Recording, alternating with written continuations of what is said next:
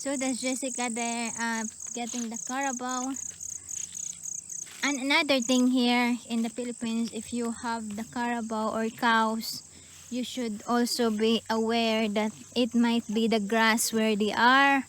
Like this grass is not safe because it might be there's some centipedes or some snakes, you know. So that's why it's advisable to just put them in a little cleaner area, you know, cause that's another problem here with the Carabao or cows is snakes, you know.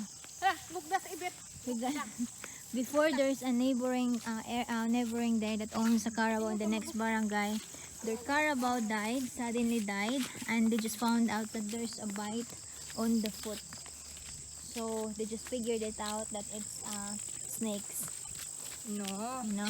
Dinosaur. But if it's not a snakes, you know, if it's not a snakes, Dinosaur. and just feel like a little bit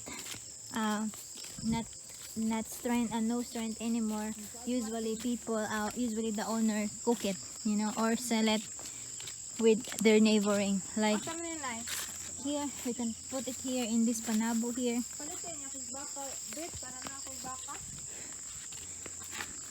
So here, this is male Carabao. We call it Brad Pitt. Baka si. Palitik mo baka ba? Buy me a cow. So that's the 5 years ago we bought a Carabao in Manong Rado and it's already had a baby. So we just have the first share is Manong Rado because he's the one taking care of it.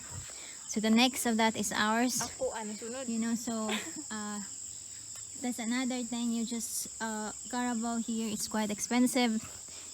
It's between the range of 15 to 30,000, you know, depending on if it's baby, if it's baby around 15 something, just a small one, you know. But mostly it's either 20 to 30 or 20 to 40 depending on, because there are some bigger Carabao. So like that one, that Carabao, that one is, you can sold that for 20,000 to 20 to 30,000, you know.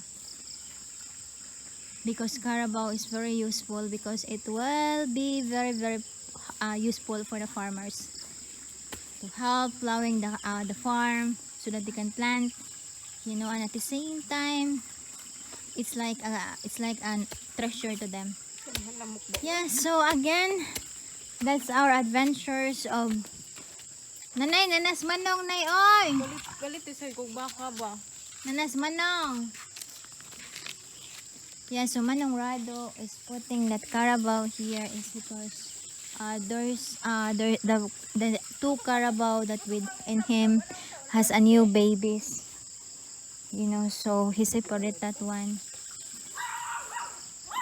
because there's a new babies on the two Carabaos that just had labor. Anak na din pero magpundok og tae. Palayo ako ko ang tae. So, anak na lang, Jake. Aron dili. Yeah, because Jessica says better the Carabao is there. So, he has, it's not difficult for her to get some Carabao manure. But the best idea, butangi og tambang ato silang natad manong. Kaya butangi og tambang para ang tae nasa ilang nataran. Di ba? Ay ato din asod pala ibutang pala dengan tae. Aron diretso, yeah, because the Carabao manure, the poop of the Carabao is really an effective fertilizer for plants, for flowers. You know, it will be very abundant. Yeah, and then supposedly Manong Rado bring the other one here, the female with the baby. But she's just worried because of these crazy dogs. Because once this dog saw us baby Carabao or baby goats or any new creature, they will play it, and the Carabao will run, the baby Carabao will run, and all this dog will after to them. You know, that's what happened on our goat here before. One goat ran, you know, one dog play with the goat and the goat ran. So all the dogs are been following the goat. So that's why we just found out that the goat is having a lot of wound somewhere in the well of Mananglina. And after a few days, it died. Grabe ka na. It's brown out. So that's another problem here in the Philippines. It's an unexpected brown out. Suddenly just brown out, you know.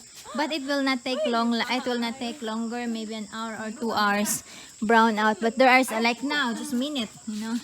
But there are also some instances that the electric company will give you a heads up using their Facebook page saying that Saturday we got a brownout from 6 in the morning until 4 o'clock in the afternoon.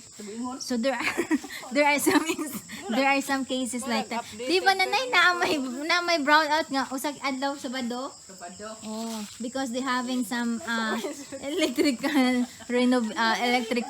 repair of their line.